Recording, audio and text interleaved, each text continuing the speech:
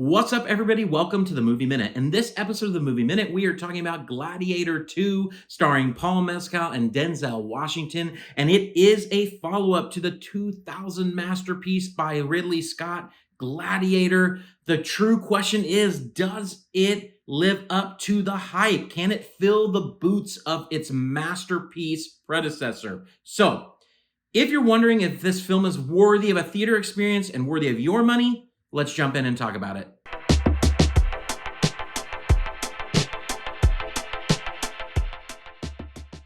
All right, so let's talk about Gladiator 2. It is once again directed by Ridley Scott. So Ridley Scott is coming back to this story 24 years later, which is really interesting. There were several attempts over the years to do a Gladiator 2, and it just never came to fruition. Several writers took it on, and the story behind the original Gladiator is also very interesting. When Ridley Scott was trying to get this film made, he had only written a very small portion of this script when he pitched it to Russell Crowe.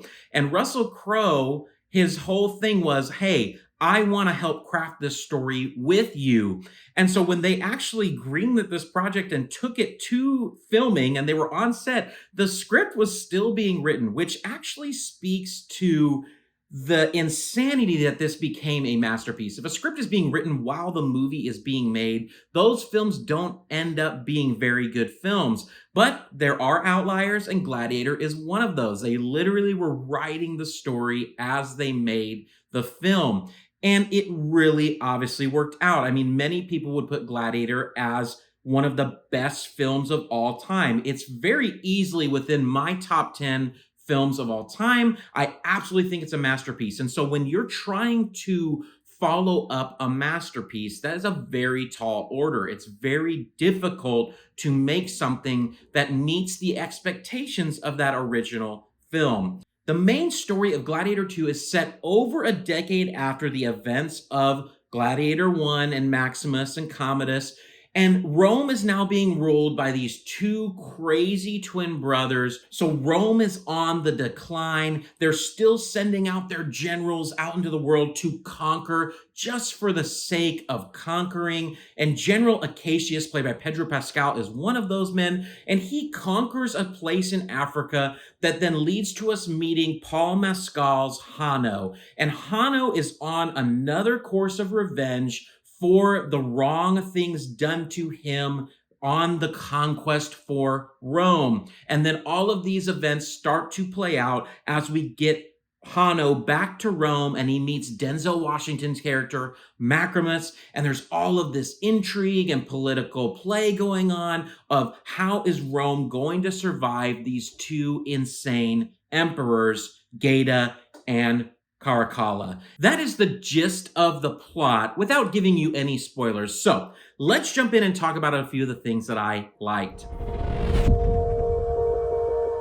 Gladiator is about spectacle. That was a huge part of the first movie, and it's a huge part of the second movie. And that absolutely leans into its strengths here. The scope of the space, the set pieces, the fights, the gladiators, all of it is this huge spectacle. It feels very big, no matter how historically accurate it is. Like, there are some things in this film that you're like, did that actually happen back then? Probably not. But is it cinematically pleasing? Absolutely it is. So there's these sequences that really blow you away that happen inside the Colosseum mostly, but also just the cinematography and just the world itself, the production design, the costuming. Everything is so immersive. Ridley Scott is really good at that, and he brings the spectacle into every little thing he does. The world of ancient Rome is a vibrant, crazy, interesting one, and so every single scene,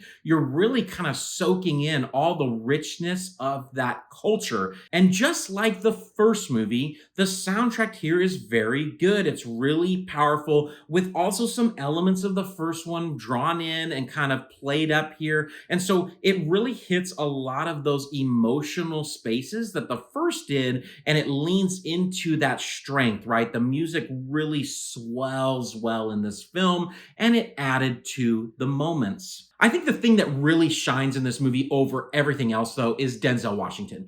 His performance is incredible. He plays Macrinus. He's this political figure who's really playing chess, right, in political leadership of Rome.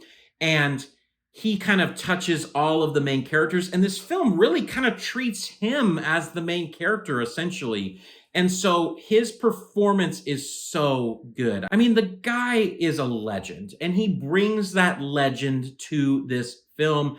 Every scene that he is in shines. He brings so much energy and intrigue to this story. I can't help but think of what this film would have been without him. I think he really is one of the key reasons for the success of this movie. When talking about the things that I didn't like about this film, it's kind of hard because the hard truth is it did not live up to the original. And I think I knew that that was going to be the case, right? So I'm starting to kind of think about through like, why was it not as good as the first one? And there were a lot of things. And I think first and foremost is something that is really honestly connected to Denzel a little bit, even though his performance was so good. This film tried to do way too much in the form of characters. There was too many characters. When you think about the original film, it was so good because it was about Maximus and Commodus. That's who it was about. This film, it's like Hano, you've got Macrinus, you've got General Cassius, you've got Lucilla, you've got Gracchus, you've got Gaeta and Caracalla. I mean, there are way too many characters in this movie, and it really added to the pace problems of this film. The first half of this film is so slow. I mean, it's a 2.5 hour movie, and you feel that runtime in the first half. And it's because they're trying to effectively set up all of these characters. But the reality is, we don't really care about all those characters.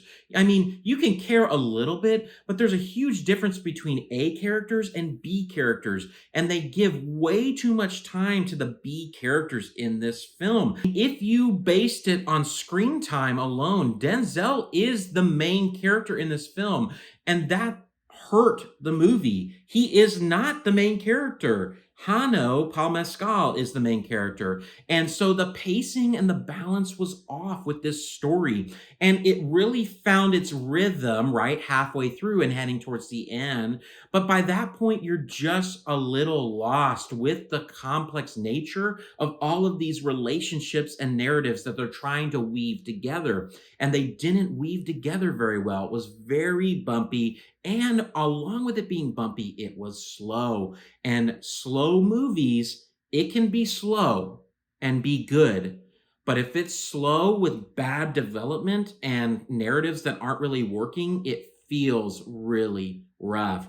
Secondly, the reality is in Gladiator in 2000, Russell Crowe brought a sense of gravitas to the screen, and so did Joaquin Phoenix. You have two amazing actors that brought amazing gravitas to the screen, and they filled it up. That just is missing in Gladiator 2. It was missing gravitas. And I don't know what the fix is for that. The person that had this in this movie was Denzel. He's not necessarily the character that you want to hold all of that screen gravitas. And that's where it really felt short. Paul Mescal didn't give a bad performance, but he just felt like a lackluster lead. And they didn't give him enough screen time, I felt, to even get to that point. So from an entertainment standpoint, are you not entertained? The film was entertaining, but it was way less entertaining than I thought it was going to be. And so that really knocked it down for me. I mean, I'd give it a soft 7 out of 10 for entertainment. And so, yeah, a little bit under my expectations. From a filmmaker critic standpoint, the film just really struggled. I mean, it was beautifully shot and had great soundtrack, but then just the story and the bumpiness and blockiness of the first half and the runtime really hurt it for me. And so I'd honestly probably give it like a 6 out of 10 for critics rating. This film was not what I hoped it to be. And so averaged out 6.5 out of 10 for me for Gladiator, which is sad for me to say.